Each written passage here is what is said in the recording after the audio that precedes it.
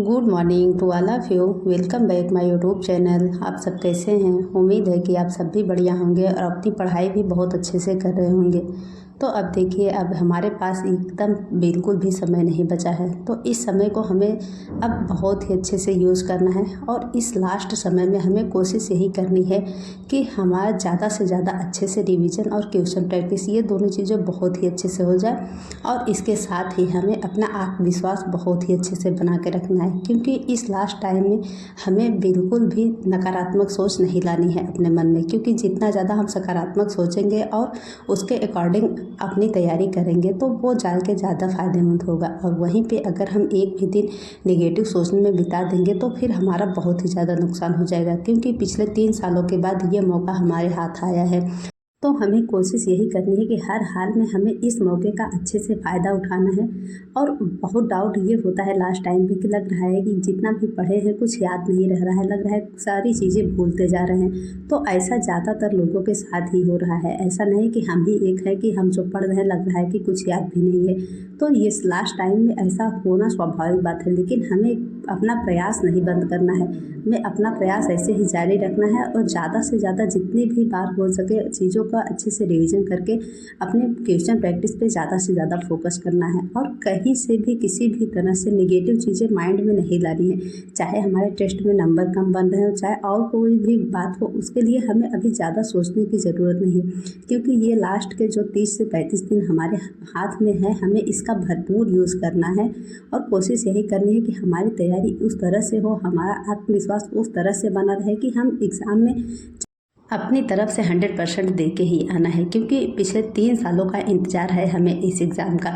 तो इस लास्ट समय का अगर हम अच्छे से उपयोग नहीं कर पाएंगे तो फिर बहुत ही ज़्यादा पछतावा होगा, क्योंकि ये मौका फिर दोबारा आने में बहुत समय लग जाएगा। तो अभी कोशिश यही करनी है कि हर हाल में हमें अपनी ऐसे ही तैयारी जारी रखनी है और कहीं से भी नेगेटिव चीज़ें माइंड में बिल्कुल भी नहीं लानी है। और मेरे पास बहुत ज़्यादा कमेंट आते हैं, हालांकि मैंने अपने पिछले वीडियो में बता दिया है, लेकिन फिर भी उसके बावजूद भी मेरे बारे में आप लोगों को जानकारी चाहिए होती है।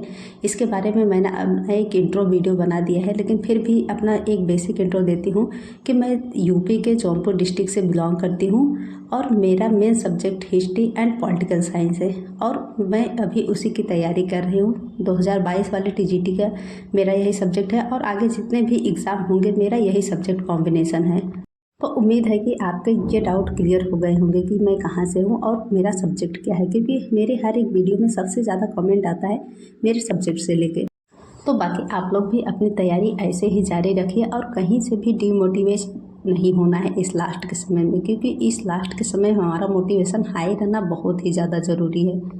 और जब भी आपको लगे कि अगर आपके अंदर थोड़ा सा भी डिमोटिवेशन आ रहा है तो आप यूट्यूब पे फालतू वीडियो ना देखिए। सिर्फ कोशिश यही करिए किसी का भी स्टडी ब्लॉग देख लीजिए, ज़रूरी नहीं कि मेरा ही देखिए, क्योंकि स्टडी ब्लॉग देखने से सच में बहुत ही ज़्यादा अंदर से एक ऊर्जा आ जाती है कि सामने वाला अगर पढ़ाई कर रहा है और वो इतना पढ़ रहा है तो हम उससे पीछे हैं, तो हमारे अंदर एक मोटिवेशन ज़रूर आता है और हम अपनी पढ़ाई में निरंतरता बनाए रख पाते हैं। ऐसा नहीं है कि मैं अगर यूट्यूब पे वीडियो अपलोड करती हूँ तो मैं किसी का स्टडी ब्लॉग नहीं देखती हूँ। आप लोग जाके देख सकते हैं कि मैं भी बहुत सारे लोगों का स्टडी ब्लॉग देखती हूँ, क्योंकि कभी कभी होता है कि माइंड थोड़ा सा डिस्टर्ब हो जाता है। तो फिर यूट्यूब पे फालतू वीडियो देखने से अच्छा है कि थोड़ा सा किसी का स्टडी रूटीन देख लेते हैं, तो फिर उसे देखने पर अपने आप में भी एक पॉजिटिव एनर्जी आती है और अपनी पढ़ाई में निरंतरता बनाए रखने के लिए ये बहुत ही ज़्यादा ज़रूरी है। तो बस अभी के समय पे कोशिश यही करनी है कि किसी भी हाल में अपने आप को मोटिवेट रखना है, चाहे वो जिस भी रूप में रख पाएँ आप रख सकते हैं। और अपनी पढ़ाई को ऐसे ही निरंतर बनाए रखना है, क्योंकि इस टाइम का हम जिस तरह से यूज़ करेंगे वही हमारा परिणाम साबित करेगा। तो इस लास्ट समय को बहुत ही अच्छे से यूज़ करना है और कोशिश यही करनी है कि जितना ज़्यादा से ज़्यादा समय हो पाए अपनी पढ़ाई के लिए देना है। और देखिए, अब गर्मी का मौसम भी स्टार्ट हो गया है तो दिन थोड़ा बड़ा होता है, तो इसमें बहुत लोगों को होता है कि दिन में थोड़ी सी आलस आ जाती है और नींद लेने लगते हैं। तो हम स्टूडेंट के लिए अभी ये तरीका नहीं अपनाना है, क्योंकि अगर इस टाइम हम दोपहर का सोने में निकाल देंगे तो हमारा बहुत ही ज़्यादा नुकसान हो जाएगा, क्योंकि अभी का जो समय है ना, ये समय बहुत ही ज़्यादा इम्पोर्टेंट है। तो कोशिश अभी यही करनी है कि गर्मी तो थोड़ा सा कम है, हालांकि आने वाले दिनों में गर्मी बहुत ज़्यादा बढ़ जाएगी, लेकिन अभी थोड़ा सा नॉर्मल है, तो अभी पढ़ाई के लिए हम अच्छे से यूज़ कर सकते हैं। तो कोशिश आप लोग यही करिए कि हर तरह से हर हाल में हमें पढ़ाई के लिए ज़्यादा से ज़्यादा समय निकाल के हमें अपना 100% देना है। बाकी आगे क्या होता है ये तो कंफर्म है कि जितनी सीट है उतने ही लोगों का सिलेक्शन होगा, लेकिन हमें अपना तो प्रयास अच्छे से करना है, हमें अपनी तरफ से 100% देना है। बाकी आगे क्या होता है वो बात की बात है, उसके बारे में अभी नहीं सोचना है, क्योंकि अगर उसके बारे में सोचेंगे तो सिर्फ डिमोटिवेशन होगा। तो हमें कहीं से भी डिमोटिवेशन वाली बातें सोचनी ही नहीं है, ना तो उस पर ध्यान देना है। बस यही ध्यान देना है कि हमारा सिलेबस क्या है, हमारे सिलेबस का रिविज़न कितना हो पाया है, कितना बचा है, हमें अभी इसी पे वर्क करने की ज़रूरत है।